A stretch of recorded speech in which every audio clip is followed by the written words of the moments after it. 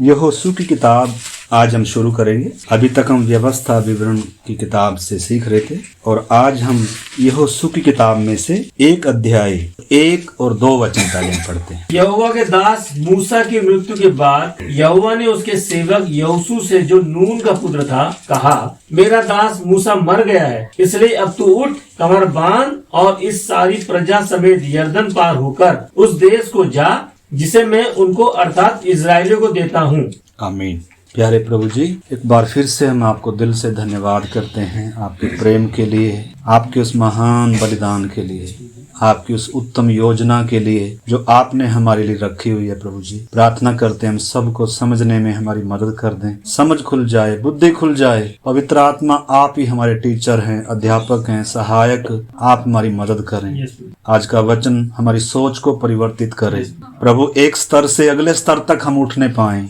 प्रभु, हम सब की सहायता करना आपके हाथ में सौंपते हैं। प्रार्थना को यीशु मसीह के नाम से मांगते हैं, आमीन। ये सब बातें बहुत गहरी हैं, प्रार्थना के साथ समझना है। लिखा है, यहोवा के दास मूसा की मृत्यु के बाद यहोवा ने उसके सेवक यहोशू से, जो नून का पुत्र था, कहा, मेरा दास मूसा मर गया है, इसीलिए अब तू उठ, कमर बांध और सारी प्रजा समेत यरदन पार कर कर उस देश में जा जिसे मैं उनको अर्थात इजरायलियों को देता हूँ। तो सबसे पहले तो हमने परमेश्वर की योजना को पहचानना है। परमेश्वर की योजना क्या है? इजरायलियों के लिए परमेश्वर की योजना क्या थी और हमारे लिए परमेश्वर की योजना क्या है, हमने समझना है। मसीह जीवन का लक्ष्य क्या है? लक्ष्य की प्राप्ति करना है। परमेश्वर ने जब इजरायलियों को मिस्र की गुलामी से छुड़ाया था, मरुभूमि में, जंगल में भटकने के लिए नहीं था, बल्कि लक्ष्य तक पहुंचाना था। परमेश्वर की योजना। लेकिन दुख की बात है, इजरायलियों की बड़ी सेना, छुटकारा पाए हुए लोग लक्ष्य की प्राप्ति नहीं कर पाए। पिछली बार भी हम सीख रहे थे, मूसा की मृत्यु के बाद यहोशू का रोल है। व्यवस्था हमें कहां तक लेकर आई? यीशु मसीह तक लेकर आई। अब यीशु मसीह के द्वारा हम किसमें प्रवेश करते हैं? उस विश्राम में प्रवेश करते हैं। कनान वास्तव में क्या है? आत्मिक विश्राम है। परमेश्वर की योजना क्या है? परमेश्वर के साथ इंसान चले, जय के उत्सव में चले। मूसा की मृत्यु के बाद मूसा व्यवस्था को जब बता रहा है, व्यवस्था का मतलब है अपने कर्मों से, अपनी भक्ति से, उपवास से कोई भी उस स्वर्गीय आनंद को क्या नहीं कर सकता, अनुभव नहीं कर सकता। व्यवस्था ने कभी किधर नहीं प्रवेश कराया। उसी प्रकार हम भी, हाँ, वचन सीखना बहुत जरूरी है हमने, लेकिन वचन सीखने से भी हम उस अनुभव में नहीं आ सकते हैं जब तक हम इधर यहोशू का काम है। आगे यहोशू यीशु मसीह को दर्शाता है, तो यीशु मसीह की क्रूस की उस गंभीरता को, उसकी मृत्यु को, उसके काम को समझ वो लेकर जाएगा। उसकी क्रूस को, उसके जी उठने को जब तक हम नहीं समझेंगे तब तक स्वर्गीय जीवन का अनुभव नहीं है। इसलिए प्रभु ने क्या कहा? मत्ती की अंजील निकालें 11 का 28 से 30। हे सब परिश्रम करने वालों और बोझ से दबे हुए लोगों। ये न केवल अन्य जातियों के लिए है बल्कि हम विश्वासियों के लिए भी है। बपतिस्मा भले लिया हो, अगर शांति नहीं है, चिंताओं से भरे हुए हैं, बोझ से थके हुए हैं, आत्मा का आनंद नहीं है, हम संसार में आनंद ढूंढ रहे हैं, हमारे लिए भी है। यीशु के क्रूस को समझना है। अगर जयवंत जीवन में प्रवेश करना है तो हमें यीशु के पास आना है। यीशु जय के उत्सव में ले चलता है। पौलुस कहता है, प्रभु हमें जय के उत्सव में लिए फिरता है। प्रभु का काम है ये, जय देना। उद्धार भी उसके अनुग्रह का दान है और जय भी उसके अनुग्रह का दान है। जय उसकी ओर से है। हम अपने प्रयासों से जय नहीं पाते, परंतु जो हमें करना है वो करना है। क्या करना है? ये सब परिश्रम करने वालों और बोझ से दबे हुए लोगों, मेरे पास आओ, मैं तुम्हें विश्राम दूंगा। मेरे पास आओ। अब नए युग की शुरुआत है। मरुभूमि का सफर, बुड़बुड़ाने का वो जो हालात थी, जंगल में भटकने का, परीक्षाओं में बार बार हारने वाले जीवन से, मतलब एक नए युग की शुरुआत परमेश्वर कर रहा है जय के जीवन में। 29 और 30 वचन भी पढ़ेंगे। मेरा जुआ अपने ऊपर उठा लो और मुझसे सीखो, क्योंकि मैं नम्र और मन में दीन हूँ, और तुम अपने मन में विश्राम पाओगे, क्योंकि मेरा जुआ सहज और मेरा बोझ हल्का है। जंगल में भटकने वालों के लिए विश्राम कहाँ था? प्रतिज्ञात देश में था। परमेश्वर ने कहा था मैं तुम्हें क्या करूंगा? विश्राम में लेकर जाऊंगा। और संपूर्ण पापी मानव जाति के लिए विश्राम कहाँ है? प्रभु यीशु मसीह के पास है। सच्ची शांति, सच्चा आनंद, उद्धार का, छुटकारे का अनुभव भी और जय का अनुभव भी यीशु मसीह के पास है। तो सबसे पहले तो हमें विश्राम समझना है, क्योंकि आज इंसान की सबसे पहली जरूरत ही विश्राम है, शांति है। जब यीशु क्रूस पर बलिदान होकर चले गए, चेले घबराए हुए थे, चिंतित थे, डरे हुए थे। यीशु मसीह उनके बीच में आकर क्या कहता है? तुम्हें शांति मिले। क्योंकि प्रभु को मालूम है हमारी सबसे बड़ी जरूरत पैसा नहीं है। हालांकि हम सबसे बड़ी जरूरत क्या सोचकर चल रहे हैं? पैसा नहीं, शांति, आनंद, परमेश्वर के साथ का संबंध, पवित्र जीवन, जय का जीवन, वो है हमारी सबसे बड़ी जरूरत। पढ़ाई लिखाई नहीं, ब्याह शादी नहीं, हाँ वो सारी चीजें हैं, वो प्राथमिकता नहीं है। आज हमारी सबसे बड़ी जरूरत, क्योंकि हमारे पास सब कुछ है लेकिन फिर भी शांति, आनंद नहीं है, भरपूरी का जीवन नहीं। शायद जंगल में क्या कर रहे हैं? परीक्षाओं में हारने वाले जीवन का अंत करना है। पीछे की बातों को भुलाना पड़ेगा, निशाने की ओर। हमने मसीह जीवन का मकसद क्या है, मसीह जीवन का निशाना क्या है, उसको हमने समझना पड़ेगा और उस लक्ष्य को प्राप्त करना है। जंगल में मरना नहीं है। बपतिस्मा ले लिया इतना काफी नहीं है, अन्य भाषा थोड़ी बोल इतना काफी नहीं है। जय के अनुभव में चलना, परीक्षाओं पर जय, अपने इस इच्छाओं अभिलाषाओं से भरे हुए शरीर पर जय। मरुभूमि का, परीक्षाओं का वास्तव में जो सफर था वो परमेश्वर ने इसलिए थोड़ा दिया था ताकि इजरायली हारते ही रहे, बल्कि इसलिए दिया था ताकि कनान की बड़ी लड़ाई और दूध और मधु के उस देश के लिए क्या हो जाएं? तैयार हो जाएं। लेकिन इजरायली किधर ही घूमते रहे, छुटकारा पाए हुए लोग किधर ही घूम रहे हैं। हम सब ने इस बात को समझना है। देखो, अगर दुख में भी, तकलीफ में भी, कष्ट में भी, मुसीबत में भी, कमी में, घटी में, विरोध में, क्लेश में अगर वो आनंद नहीं है तो आज हमें प्रभु यीशु के पास आने की जरूरत है। उसके क्रूस को समझने की जरूरत है। वो पवित्र आत्मा और आग से बपतिस्मा देने वाला भी है। यीशु मसीह पापों से छुड़ाने वाला भी है और यीशु मसीह पवित्र आत्मा और आग से बपतिस्मा देने वाला है, जय का जीवन देने वाला है। तो प्रभु कह रहा है मेरे पास आओ, मैं दूंगा। इजरायलियों को यहोशू ने लेकर जाना था। यहोशू को परमेश्वर ने वो जिम्मेदारी दिया है। व्यवस्था या मूसा लेकर नहीं जा सकता। हम अपनी भक्ति, अपने कर्मों, अपने प्रयासों से, उपवास करने से भी हम क्या नहीं हो पाएंगे। लेकिन जब तक हम क्रूस की गंभीरता को नहीं समझेंगे, उसके जी उठने की सामर्थ को जब तक हम नहीं समझेंगे, तब तक किधर ही घूमते रहेंगे। जंगल में घूमने के लिए परमेश्वर ने इजरायलियों को नहीं निकाला था मिस्र से। अगर इजरायली अपने गंतव्य तक, अपने लक्ष्य तक, अपने विश्राम तक अगर नहीं पहुंच पाए तो उनको मिस्र छोड़ना फिर उन तो क्या था? समझने का प्रयास कर। आज हमारी सोच बदल सकती है।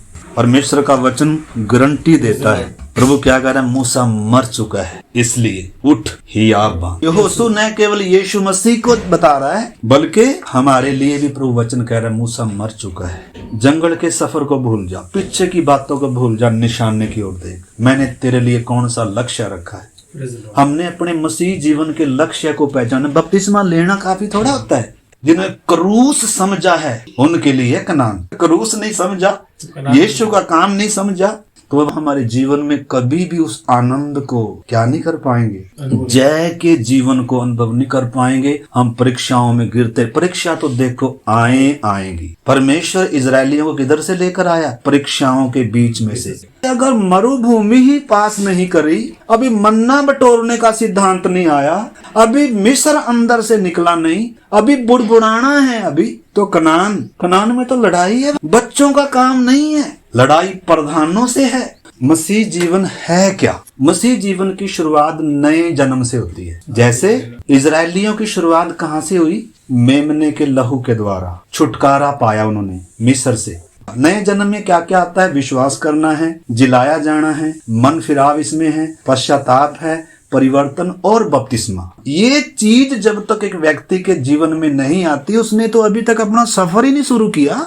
परमेश्वर की शांति को वो तो अनुभव कर ही नहीं सकता।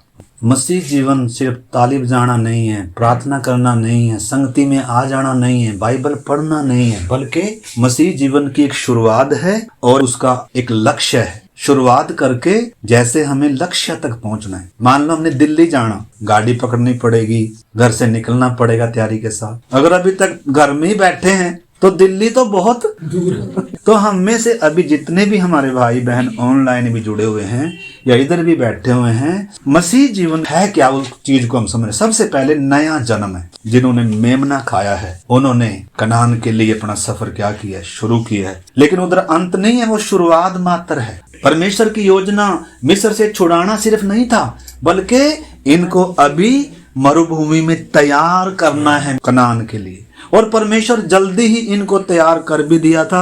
1 साल में इनको परमेश्वर यरदन तट पर ले आया था। लेकिन ये तो भी अविश्वास के कारण वो जय के जीवन में, आत्मिक विश्राम के जीवन में क्या नहीं कर पाए, प्रवेश नहीं कर पाए। परमेश्वर फिर वापस ले गया। उन्हीं परीक्षाओं में बार बार गिरते रहे, उन्हीं परीक्षाओं में बार बार क्या होते रहे, गिरते रहे।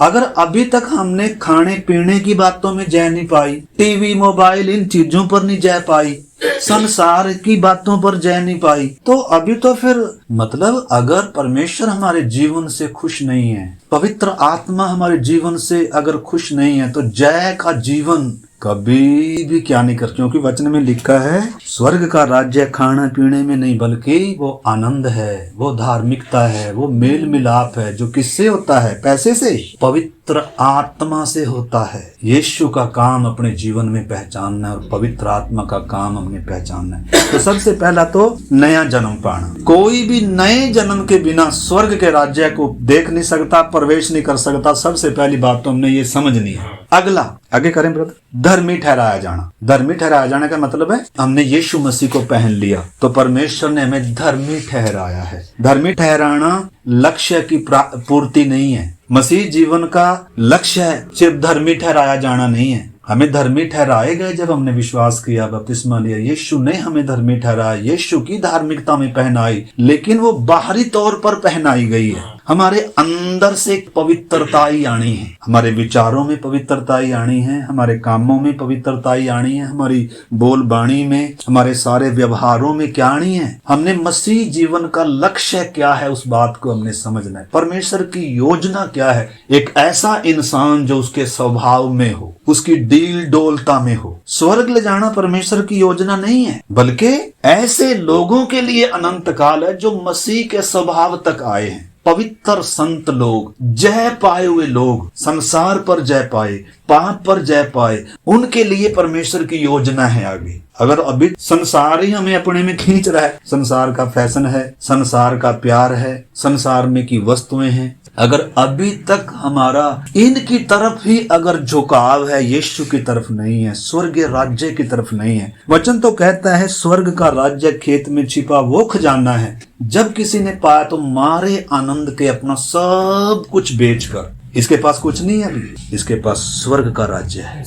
तो धर्मी ठहराया जाना। आगे कलीसिया, कलीसिया का हिस्सा बन गया। मसीह जीवन क्या है? आज अभी तक जिन्होंने बपतिस्मा नहीं लिया, कलीसिया का अंग नहीं है। ध्यान से सुनना, समझना। बपतिस्मे से पहले नया जन्म आना है। अगर ये बात समझ जाएंगे ना, आज ही हमारी सोच बदल जाएगी उद्धार के प्रति, जय के जीवन के प्रति, संसार के प्रति। लेकिन शैतान कभी नहीं चाहता। शैतान चाहता हम वचन सुन लें, लेकिन क्या ना करें, समझे ना कभी। तो अगर हमने जय का जीवन जीना है, अगर हमने परमेश्वर को प्रसन्न करने वाला जीवन जीना है, परीक्षाओं पर जय, पाप पर जय, संसार पर जय, इच्छाओं पर, अभिलाषाओं पर, नींद पर, अगर इन पर जय का जीवन जीना, अगर अभी तक नींद से ही नहीं, अगर नींद के जानवर से अभी तक छूटे नहीं है, खाने पीने की बातों से अगर अभी तक छूटे नहीं है, संसार के फैशन से, संसार के आदर इज्जत से अगर अभी तक सोच में बदलाव नहीं आया, वो कूड़ा नहीं अभी तक लगता। स्वर्ग परमेश्वर के प्रेमियों का है। वचन में लिखा है संसार उनके योग्य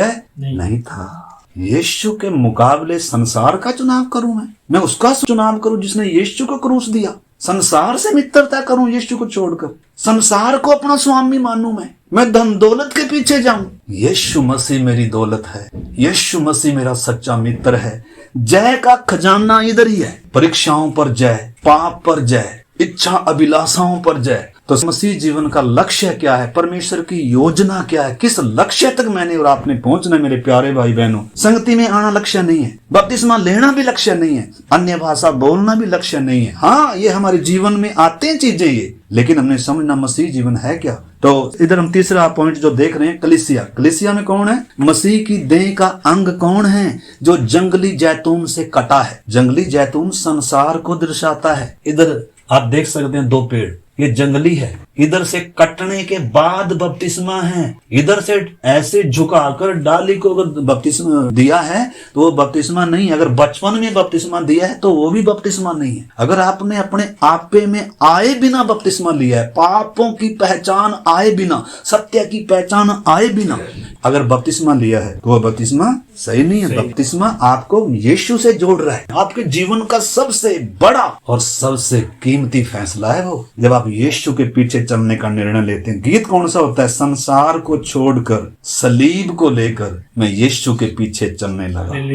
ये है फैसला, ये है अंगीकार। अगर अभी तक संसार ही नहीं छूटा, या संसार हमने इजरायलियों के समान मिस्र तो छोड़ दिया लेकिन फिर भी मिस्र अंदर बसा हुआ है, अभी भी छोटी छोटी बातों पे बुड़बुड़ाना है, अभी भी मिस्र की चीजें प्यारी लगती हैं, लक्ष्य अभी तक पहचाना नहीं है, बादल के नीचे भी हैं, मन्ना भी खा रहे हैं, तो हमने समझना होगा मेरे प्यारे भाई बहन उस चीज को अच्छे से। कलीसिया में कौन है? जिसने बपतिस्मा लिया है, वही धर्मी ठहराया गया है, वो कलीसिया का अंग है। जो मसीह में है वो नई सृष्टि है, उनके ऊपर दंड की आज्ञा नहीं। जो अभी तक मसीह में नहीं है तलवार लटक रही है, क्योंकि आज बहुत सारे लोग इस धोखे में चल रहे हैं। बिना बपतिस्मे के किधर जाने का प्रयास है? स्वर्ग में। कईयों ने तो बपतिस्मा बचपन में ले लिया है, उनको पता ही नहीं बपतिस्मा है क्या। बपतिस्मा लेना कब है? मूसा को परमेश्वर ने पहले तैयार किया तब सेवा के लिए भेजा। यहोशू को परमेश्वर ने पहले मूसा के अधीन रखकर तैयार किया। पहले अपनी विश्वास योग्यता को प्रमाणित करना है, पहले अपनी बुलाहट को प्रमाणित करना है, मैं चुना हुआ हूँ। परमेश्वर तब क्या देता है? सेवा देता है, और बताता भी है सेवा करना क्या है। चंगाई सभा चलाना सेवा थोड़ा है, जाकर क्या करना है? फिरौन के कब्जे में से निकाल कर लेकर आना है परमेश्वर के लोगों को। फिरौन से कोई समझौता किए बिना, फिरौन संसार का ईश्वर समझौते लेकर आता है, मैं तुझे धन दे दूंगा, मुंह बंद कर ले। अगर सेवा है क्या, मेरा काम करना क्या है जो मैंने करना है। चंगाई सभा चलानी सेवा नहीं है, बल्कि लोगों को संसार से वचन के द्वारा काट कर अलग कर कर बपतिस्मा देकर इधर लेकर आना है, परमेश्वर से मेल कराना है, और फिर उसको आत्मा में बढ़ाना है, संगति देना है। प्रार्थना कलीसिया का हिस्सा, जिसमें संगति है, प्रार्थना है, वचन की शिक्षा है और प्रभु भोज है। जो ये सब काम नहीं करते, जिन्होंने बपतिस्मा नहीं लिया, प्रभु भोज में शामिल नहीं होते, कोई भी स्वर्ग देखेगा भी नहीं। सच्ची शांति ऐसे नहीं आती है जब नए जन्म का अनुभव होता है, जब परमेश्वर से मेल होता है, तब आती है सच्ची शांति, आनंद, आशा, उम्मीद। फिर दुनिया अच्छी नहीं लगती, फिर पैसे में मन नहीं लगता। हाँ, ये सब चीजें हम करते हैं, पैसा भी कमाते हैं, सब चीजें संसार में भी रहते हैं, उसका मतलब नहीं हम फकीर होकर कहीं दूसरे ग्रह में चले जाते हैं। संसार में होकर भी संसार में नहीं होते, परदेसी और यात्री के समान होते हैं। तो इस बात को हमने अच्छे से क्या करना है, समझना मेरे प्यारे भाई बहनों। बपतिस्मा एक बार है, प्रभु भोज बार बार है। और तीसरा इसमें देख रहे हैं वचन की शिक्षा। बहुत सारे वचन इन सीखते। अगर अभी तक सुबह उठकर मन्ना नहीं बटोर रहे, आत्मिक भोजन नहीं खा रहे, तो कनान में कहाँ जाएंगे बताओ। कनान का अनुभव, कनान का मतलब जय का जीवन, जिंदगी जीवन सारा किधर बर्बाद कर दिया इस्राएलियों ने। एक पीढ़ी खत्म हो गई। कुछ तो मिस्र को नहीं छोड़ना चाहते, जिन्होंने चलो किसी न किसी तरीके से मिस्र तो छोड़ दिया बेचारों ने, लेकिन आगे देखने की बजाय अभी भी मिस्र के, अरे पहले ही ठीक थे, पहले ही अच्छे थे, ऐसा करते थे, ऐसा करते थे, आगे नहीं, लक्ष्य मालूम नहीं है, पीछे देख रहे हैं। उठने की आदत नहीं डाली, प्रार्थना करने का सिद्धांत नहीं, प्रभु भोज की गंभीरता नहीं, बपतिस्मे की, ये सब नहीं है। तो मेरे प्यारे भाई बहनों, आज हमने क्या करना होगा? यीशु मसीह कह रहे, सब बोझ से थके मांदे लोगों मेरे पास आओ, मैं तुम्हें क्या दूंगा? विश्राम। वो जय का जीवन यीशु के पास है। यीशु मसीह पवित्र आत्मा और आग से बपतिस्मा देने वाला है। यीशु करे जो कोई प्यासा हो मेरे पास आए। यीशु के काम को हमने पहचानना होगा। इजरायलियों ने भी यहोशू के काम को पहचानना है। यहोशू को अधिकार दिया, यहोशू लेकर जाएगा। अगर इजरायली अब कहें ना जी हम तो मूसा के लिए ही रोते रहेंगे, भाई रोते रहो, अब उनको क्या करना होगा? अनुग्रह और जय के जीवन के लिए अपनी कमर को क्या करना होगा? बांधना होगा, कसना होगा, सुस्ती छोड़नी होगी, लापरवाही छोड़नी होगी। अभी क्या करना होगा अगर जय के जीवन में प्रवेश करना है तो? अन्यथा हम किधर रहेंगे? हम ऐसे जीवन में क्या करते रहेंगे? हमारे मन भटकते रहेंगे। आगे पढ़िए। चौथा पॉइंट क्या? मसीह जीवन का लक्ष्य क्या हमने समझना। मैं और आप कहाँ तक आए, कौन सी बातें हैं उसमें, कौन से पड़ाव है उसमें। चौथा पॉइंट आता है पवित्र आत्मा और आग का बपतिस्मा। एक पानी का बपतिस्मा है, एक कौन सा बपतिस्मा है? पवित्र आत्मा का बपतिस्मा। जब तक पवित्र आत्मा और आग का बपतिस्मे का अनुभव नहीं करेंगे, जय के जीवन के में हम प्रवेश नहीं करेंगे। जय का जीवन इधर से जाता है, बिना पवित्र आत्मा के, बिना आत्मा की आराधना के, बिना आत्मा की अगुवाई के जय का जीवन असंभव है। मसीह जीवन हमारे लिए बोझ बन जाएगा, प्रार्थना हमारे लिए बोझ बन जाएगी, वचन पढ़ना हमारे लिए बोझ बन जाएगा। हम बोलेंगे पहले संसार में थे तभी ठीक थे। तो या तो आप संसार में खुशी ले सकते हैं, अगर मसीह में खुशी लेनी है तो हमें क्या करना होगा? पवित्र आत्मा में वो आनंद है, पवित्र आत्मा से होता है वो आनंद में। पवित्र आत्मा और आग का बपतिस्मे का अनुभव करना है, जिसमें अन्य अन्य भाषा में आराधना होती है, प्रार्थना करते हैं आहें भर भर कर। और उसके अलावा आत्मिक फल, अगर हम आराधना करते हैं, अन्य भाषा बोलते हैं, लेकिन आत्मा का फल नहीं है, प्रेम, आनंद, मेल मिलाप, कृपा, संयम, भलाई, ये भी हमारे जीवनों से क्या होने हैं? मसीह जीवन है क्या? मैंने किस स्तर तक आना है? हम हर एक ने पहचाना। बपतिस्मा ले लिया काफी नहीं है। पवित्र आत्मा के वरदान भी हैं, आत्मिक लड़ाई है, गवाह बनना है मैंने। पवित्र आत्मा क्या करेगा? प्रभु ने कहा जब तुम सामर्थ पाओगे क्या होगे? मेरे गवाह होगे। मसीह जीवन का हिस्सा है ये। हमने पहचानना है मसीह जीवन है क्या, मैंने क्या करना है। अगर जिससे जो कोई कह रहा हो अरे यार हमारे से तो गलती होगी, अभी पानी में उतर कर बोलने प्रभु जी हमें बख्श दे, हमारे से तो गलती होगी, भूल होगी, हमें तो मालूम ही नहीं था, हमने तो सोचा बपतिस्मा लेकर सीधा हम किधर जा रहे हैं, स्वर्ग में। पवित्र आत्मा अगर हमारे जीवन से दुखी है तो आनंद तो पवित्र आत्मा से तो है। अब समय है जिसमें सच्चे भगत पिता की आराधना आत्मा से, लेकिन कईयों को मालूम ही नहीं है कि मेरे जीवन में अगर कनान जाना है तो बिना पवित्र आत्मा की भरपूरी के, बिना आत्मा की आराधना के मैं अपने जीवन में वो सच्ची शांति और आनंद को अनुभव नहीं कर सकता। क्या करना होगा? निराश हो जाए। परमेश्वर क्या कह रहा है यहोशू को? मूसा मर चुका है, पिछली बातों को भुला, कमर बांध, मैं तेरे साथ, जहां जहां तू पांव रखेगा वो सब इलाका तुझे दूंगा। विश्वास में मजबूत होना है, हमें प्रभु के पास आना है, प्रभु की उपस्थिति में आना। अभी हम गीत गा रहे थे, संग संग यीशु के रहना कितना अच्छा है, यीशु के लिए ही जीना कैसा सौभाग्य है। क्रूस पर उठाया उसने मेरे पापों को, खून से मिटाया उसने मेरे श्रापों को। गहरा होता प्यार, ये मार्ग में अगर प्रभु से प्रेम नहीं है, प्रेम अगर गहरा नहीं है तो ये मार्ग हमारे लिए नहीं। यीशु कह रहा है जो मुझे प्यार करता है ना वो ही सिर्फ मेरी मानेगा, बाकी कभी कोई मेरी क्या नहीं कर सकता। जो मुझे प्यार करता है, वायदा है पिता भी उससे प्यार करेगा और हम उसके पास आएंगे और उसके साथ रहेंगे, उसके साथ वास करेंगे, जय का जीवन देंगे, नदियों सा जीवन, सदा का जीवन, सच्ची शांति और सच्चे आनंद का जीवन, वो है मसीह जीवन, भरपूरी का जीवन। तो हम कहाँ तक पहुंचे हैं? हमने पहचान, हमारा पड़ाव कहाँ तक है? अगला पवित्रीकरण। मसीह जीवन का लक्ष्य क्या है? पवित्रीकरण में सबसे पहले विश्वास परखा जाना है। आंच में परखा जाता है, कष्ट में, क्लेश में, दुख में, समस्याओं में। अगर अभी हम छुटकारा चाहने वाले हैं, डर आता है, विश्वास ताया जाता है, आग में ही ताया जाता है, समस्याओं में ही। कष्ट जब आता है ना तभी हमारे अंदर की असली तस्वीर पता लगती है, मैं विश्वासी हूँ या भाई कष्ट के द्वारा ही तो पता चलेगा। दुख, बीमारी, समस्या, निंदा, बदनामी में तो पता चलेगा मैं विश्वासी हूँ या मेरा विश्वास कितना परखा गया है। अगर अभी तक विश्वास परखा नहीं है तो फिर हम क्या नहीं है। परमेश्वर पहले परखता है। लूसीफर को परखा गया, आदम को परखा गया, इजराइलियों को परखा गया, सबको परखा गया, मूसा को, दाऊद को, सबको, यूसुफ को। परमेश्वर धर्मियों का परखने वाला है। यीशु मसीह जो हमारा नायक है परखा गया। शैतान ने हर तरीके से परखा, धन दौलत उसके सामने लाया, बड़ा बनाने का सपने दिखाए, और वैसे भी 33.5 साल के जीवन में यीशु मसीह सब बातों में लिखा है वो हमारी तरह सब बातों में परखा गया। तो भी निष्पाप निकला। हम जब परखे जाते हैं तो हम गिर ही जाते हैं। मोबाइल इसलिए है उस पर जय पाए, संसार इसलिए थोड़ा संसार में डूब जाएं, संसार इसीलिए रखा है ताकि जय पाए। वो पेड़ बीच में इसलिए लगाया था परमेश्वर ने ताकि आदम और हवा निकलते समय, आते समय, जाते समय वो आगे दिखे और इस पर क्या पाए। शैतान आएगा, अरे ये तूने अभी तक नहीं खाया क्या? एक परीक्षाओं में डालने वाला भी है, सांप की तरह भी आएगा। शैतान के कई रूप में, फाड़ने वाला भी है, चोर भी है, कई रूप है इसके। तो इसने कैसे भरमाया, यीशु ने कैसे जय पाई। हमें अगर यीशु की क्रूस की वो गंभीरता मालूम नहीं, यीशु के साथ अगर मैं नहीं हूँ, यीशु के पीछे पूर्ण मन से मैं नहीं हूँ, तो मेरे प्यारे भाई बहनों, तब तक परमेश्वर हमें तैयार करेगा। किधर? अभी उठने की क्या डाल, अभी प्रार्थना करने की क्या डाल, अभी बुड़बुड़ाना क्या कर दे, छोड़ दे। किधर ही घुमाएगा प्रभु? क्योंकि अभी हम जाने के लिए तैयार ही नहीं है, आगे लड़ाई है। तो किधर ही घुमाता रहा परमेश्वर?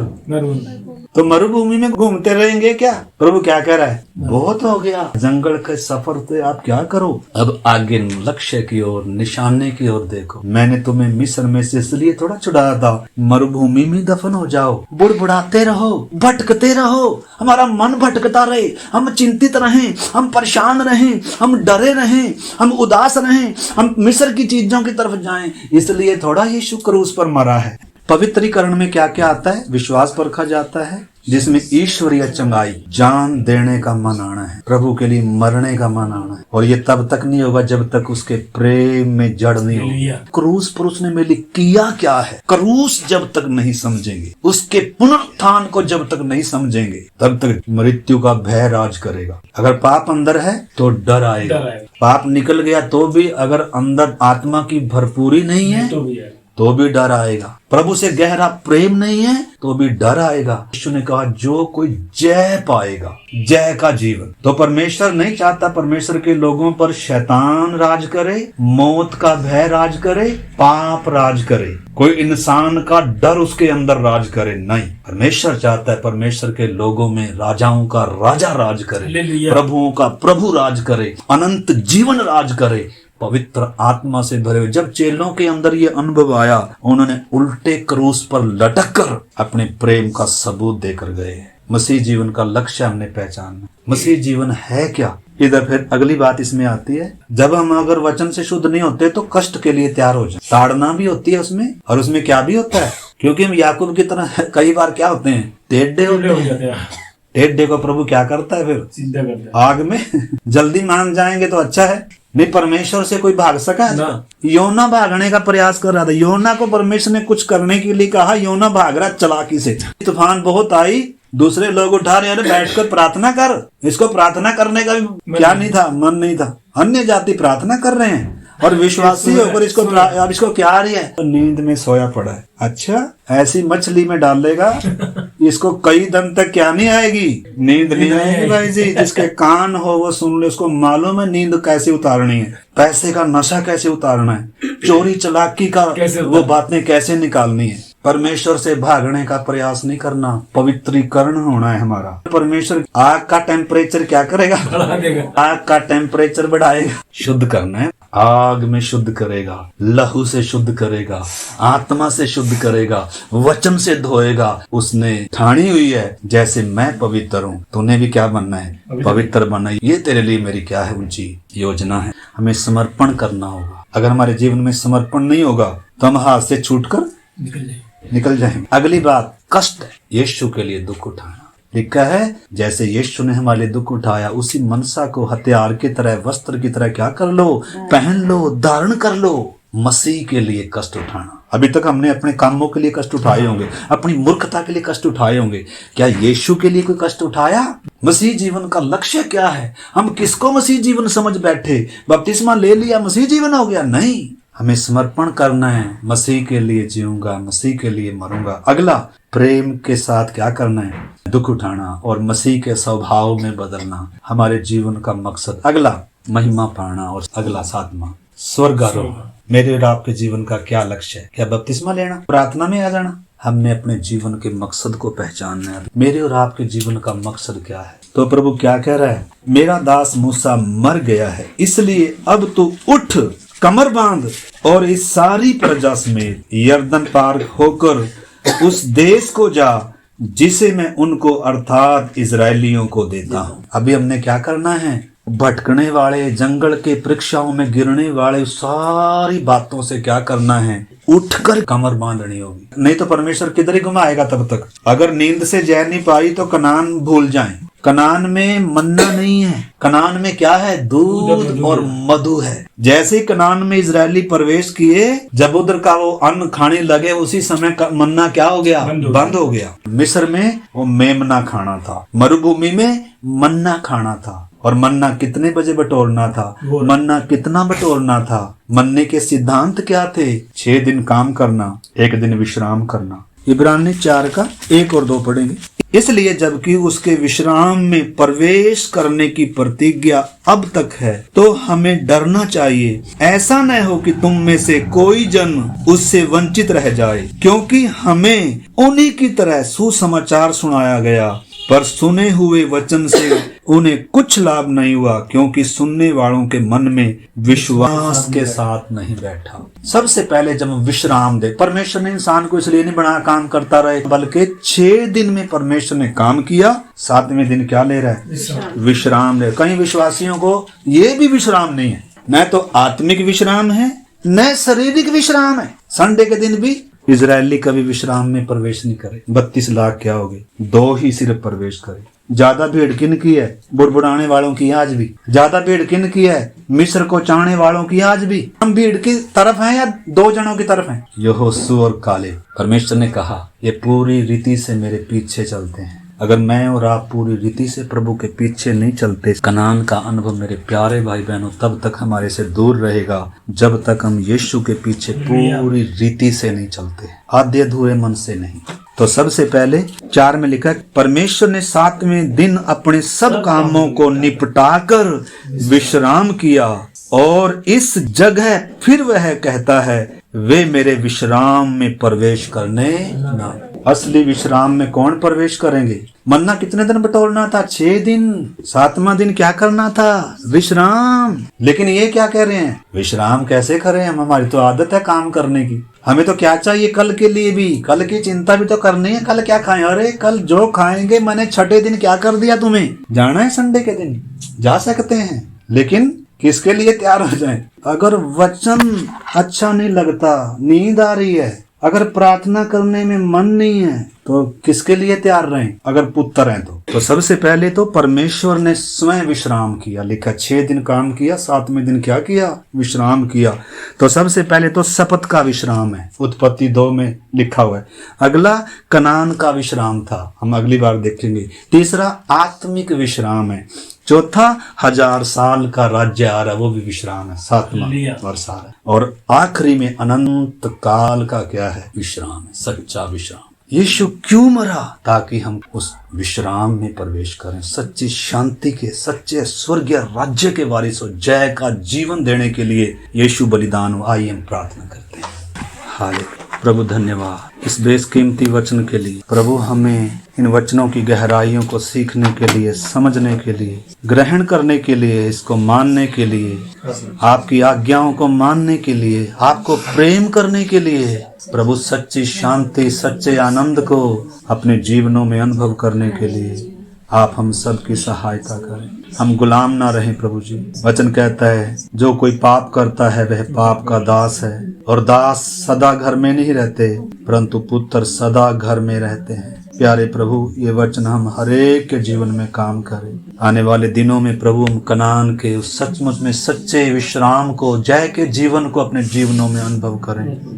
एक एक को ऐसा अनुग्रह करना, कृपा करना, ये वचन शैतान चुराने न पाए। प्रभु हम हारा हुआ जीवन नहीं जीना चाहते प्रभु जी, एक जय का जीवन, प्रभु आपको प्रसन्न करने वाला जीवन, बलिदान का, गवाही का, एक जय का जीवन आने वाले दिनों में जो आपने हमारे लिए रखा हुआ है प्रभु जी, हम सबको उस जीवन में अनुभव करने के लिए हमारी सहायता करना। धन्यवाद, आपने हमारी प्रार्थना को सुना, अपने पवित्र वचनों को दिया। आज की धन्य संगति के लिए धन्यवाद करते हैं। सारा आदर महिमा आपको देते हैं और प्रार्थना को हमारे उद्धारकर्ता प्रभु यीशु मसीह के नाम से हम मांगते हैं। आमीन। सबको चैन सी की मारना।